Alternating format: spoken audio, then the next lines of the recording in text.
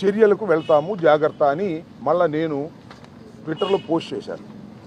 Even then అప్పటి కూడా వారు తొలగించలేదు.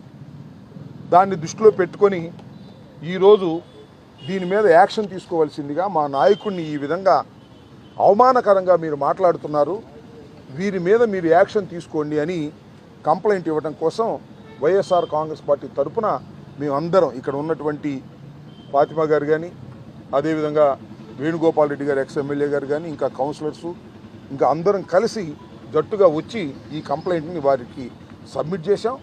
దాంతోపాటు ఎక్నాలెడ్జ్మెంట్ కూడా తీసుకుంటున్నాం.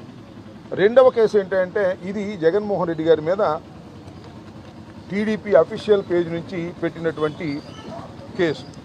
రెండవది ఏంటంటే ఇది ఒక విచిత్రమైన కేసు.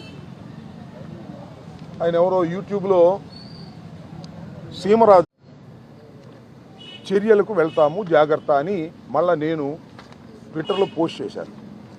ఈవెన్ దెన్ అప్పటి కూడా వారు తొలగించలేదు.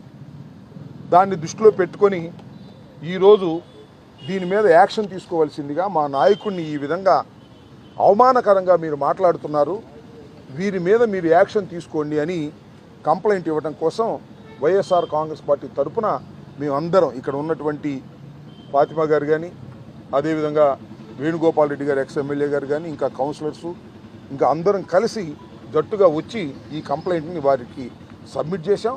దాంతోపాటు ఎక్నాలెడ్జ్మెంట్ కూడా తీసుకుంటున్నాం.